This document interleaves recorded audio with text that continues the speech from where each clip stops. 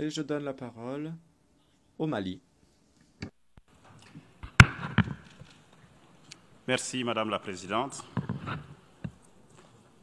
La délégation du Mali n'a pas pour habitude d'exercer un droit de réponse.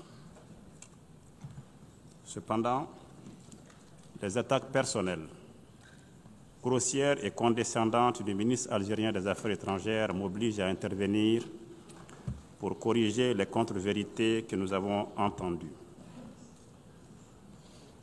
Par respect pour le décorum de cette auguste Assemblée et pour l'idéal incarné par les Nations Unies, la délégation du Mali ne s'abaissera pas au niveau des invectives et attaques personnelles à la limite de la décence proférées par le ministre algérien des Affaires étrangères.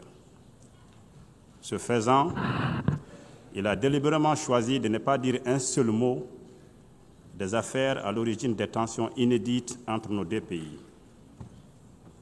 Pour ma part, je réitère la teneur de la déclaration du Mali, prononcée par le général de division Abdoulaye Maïga, Premier ministre et chef du gouvernement de la République du Mali le 26 septembre 2025, pour rappeler que les tensions actuelles entre nos deux pays prennent leur origine essentiellement dans les ingérences intempestives et inacceptables du régime algérien dans les affaires intérieures du Mali.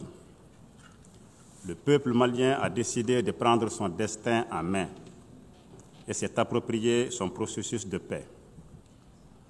Ensuite est venu se greffer le différend concernant la destruction par les forces armées et de défense algériennes d'un drone de reconnaissance et de surveillance des forces armées et de sécurité maliennes dans la nuit du 31 mars au 1er avril 2025.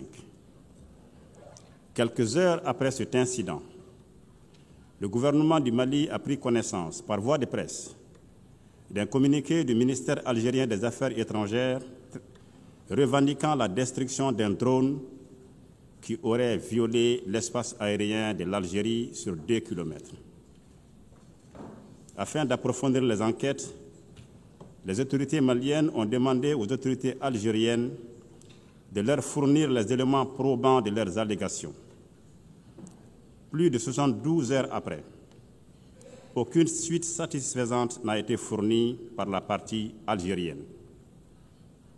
À l'issue de ses propres enquêtes, et sur la base de preuves scientifiques publiées le 6 avril 2025 par communiqué numéro 073, le gouvernement du Mali a abouti à une certitude absolue. Le drone des forces armées de sécurité maliennes a été détruit suite à une action hostile préméditée du régime algérien.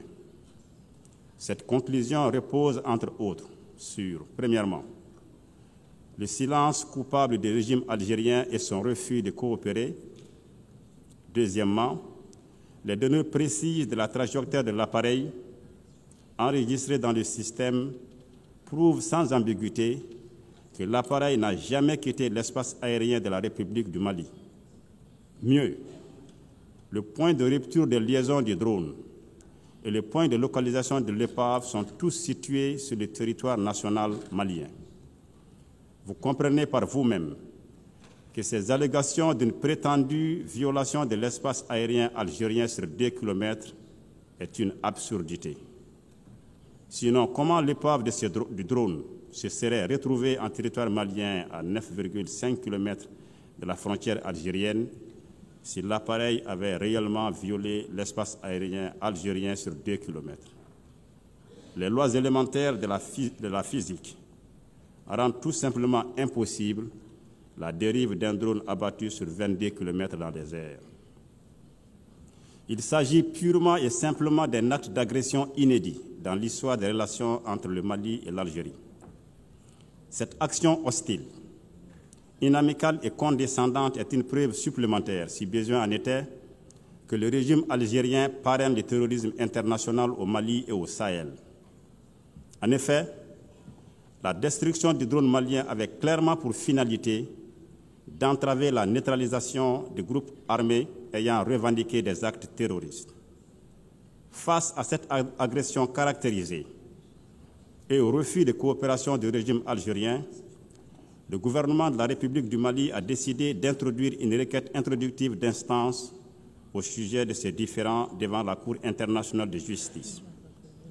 Il est regrettable, là aussi, même si nous ne sommes pas surpris, de constater que le régime algérien a notifié son refus d'accepter la compétence de la CIJ. Comme moyen de défense, le régime algérien prétend respecter cette juridiction internationale. Il est facile de comprendre que cette affaire des drones maliens abattus suscite un véritable embarras au sein de la junte algérienne.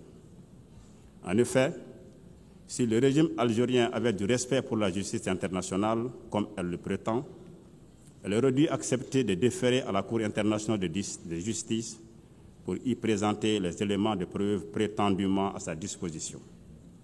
Ce refus atteste non seulement de la négation de la justice internationale par le régime algérien, mais également son mépris de la légalité internationale. C'est également un aveu de son indubitable culpabilité à la face du monde.